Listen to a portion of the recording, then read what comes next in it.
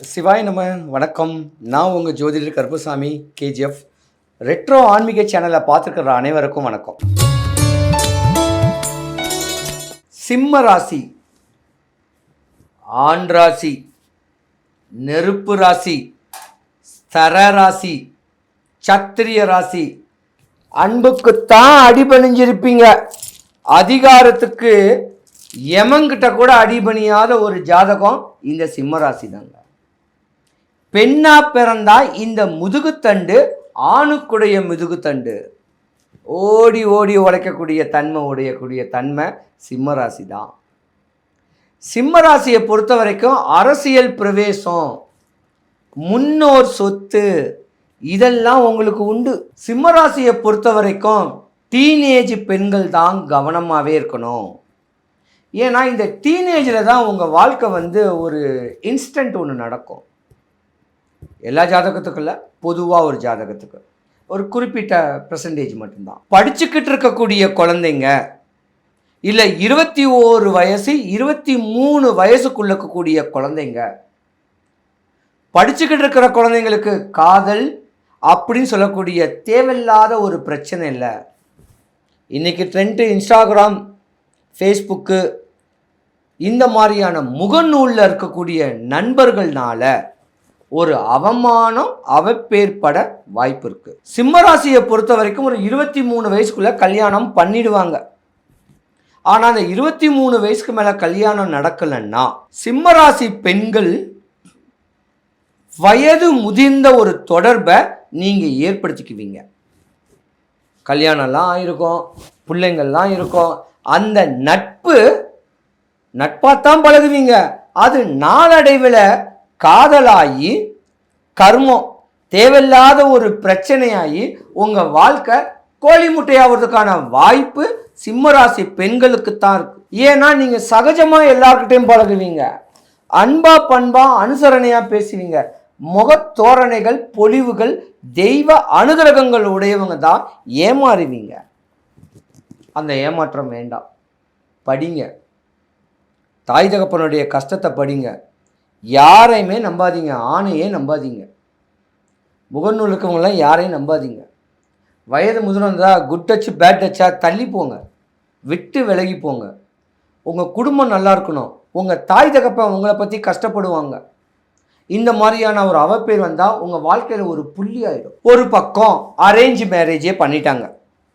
Arrange marriage பண்ணிட்டு இருந்தாலும் ஒரு 30 வயசு உங்கள் குடும்பத்துக்காக ஓடக்கூடிய குல விளக்குங்க. நீங்கள் 35 வயசுக்கு மேலே 40 வயசுக்கு மேலே உங்கள் மாமியாருக்கும் உங்களுக்கும் ஆகாது. எதிரும் புதிருமாக தான் இருப்பீங்க. சிம்மராசி பெண்களுக்கு 45லேருந்து 55 வயசு வரைக்கும் உங்களுக்கு பிறந்த பிள்ளைனாலையும் பிரச்சனை, உங்கள் புருஷனாலையும் பிரச்சனை, உங்கள் மாமியார்னாலையும் பிரச்சனை. இப்படி உள்ளுக்குள்ளே இருக்கிறவங்களே உங்களுக்கு பிரச்சனை பண்ணி வெந்த புண்ணில் வேலை பாய்ச்சக்கூடிய தருணம் உண்டு. பல கஷ்டம் பல நஷ்டத்தை அனுபவித்தவங்க தான் சிம்மராசி பெண்கள். ஆனால் ஒரு கட்ட கால வயசு 55 வயசுக்கு மேலே உங்கள் வாழ்க்கையானது தெளிவான அமைப்பு கிடைக்கிறதுக்கு வாய்ப்பு இருக்குது. ஆனால் உங்களுக்கு 55 60 வயசு ஆகும்போது சிம்மராசியில் உள்ள ஆண்கள் உங்களுடைய கணவருக்கு ஆவாது. நோய்வாய்ப்படக்கூடிய ஒரு தருணம் இருக்குது. சிம்மராசியோடைய பெண்களுடைய கணவனுக்கு இந்த வருடம் ஆவாது. ஏன்னா உங்களுக்கு அஷ்டம சனி நடக்கு.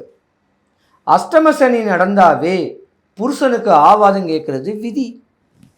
சத்தியவான் சாவித்திரி மாதிரி உங்கள் புருஷனுக்காக இறந்தா கூட அதை மீட்டு வரக்கூடிய சக்திகள், அதாவது உங்கள் மாங்கல்ய பலன் இருக்கு. பயப்பட வேண்டாம்.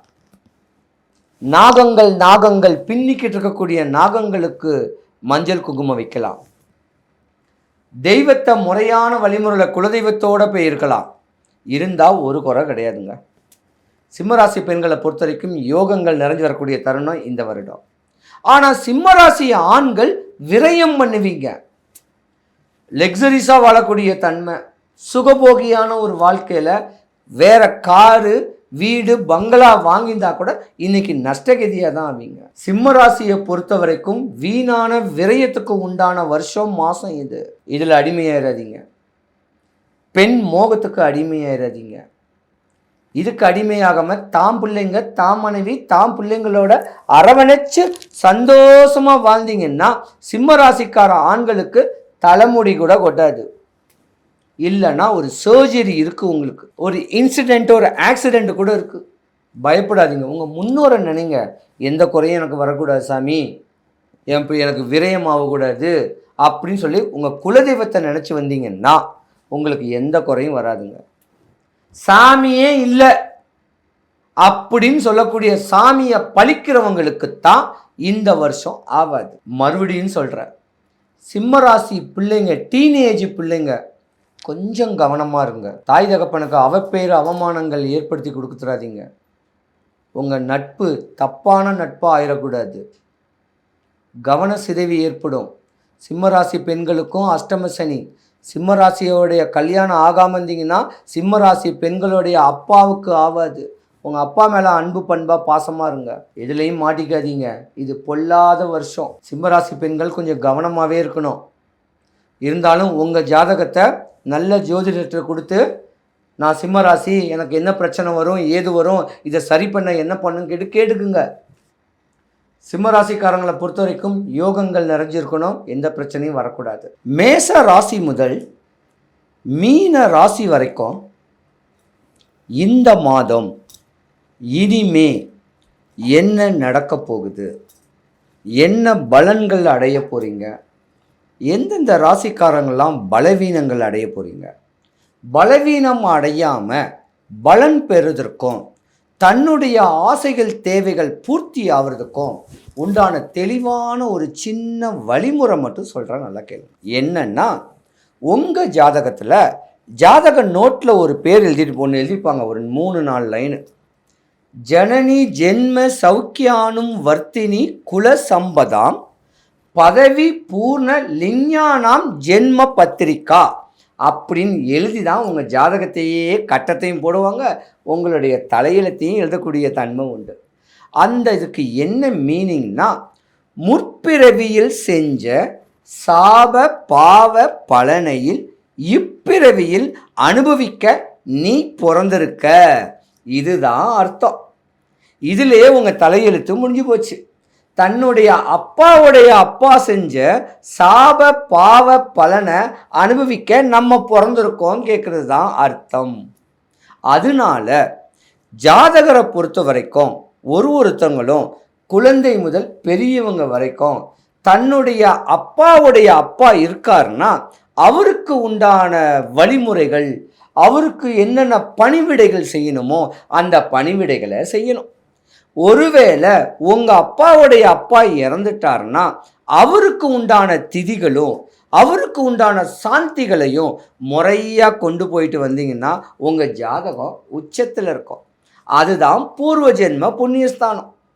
அந்த பூர்வ ஜென்ம புண்ணியஸ்தானத்தை நம்ம தெளிவான அமைப்பில் இருந்தாவே குலதெய்வமும் நம்மளுக்கு சாதகமாயிரும், நம்ம முன்னோர் சாதகமும் வரும். அதுதான் முன்னோர் சொத்துகள். தாத்தா சொத்து பேரனுக்கு பேத்திக்கு தான். அந்த மாதிரியான தன்மை வரனால முன்னோரை நினச்சி நம்ம தெளிவான அமைப்பில் இருக்கணும். இயற்கையே அன்னை, இயற்கையை வணங்கணும். கடல், காடு, மலை, நிலம் இவங்களெல்லாம் நம்ம வணங்கணும். ஜீவ ராசி கொடிகளை வணங்கணும். மூலிகை செடிகளெல்லாம் நினைக்கணும்.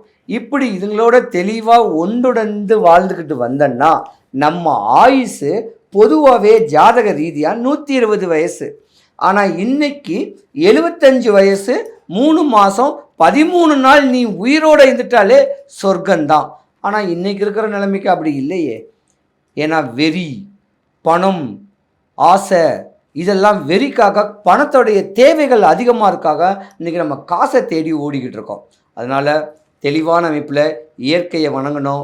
எவ்ரி மார்னிங் 6 to 7 உதிக்கிற சூரிய உதயத்தை நம்ம தலை மேலே உடம்பு மேலே வாங்கிட்டோன்னா நோய் கிடையாது, கஷ்டம் கிடையாது.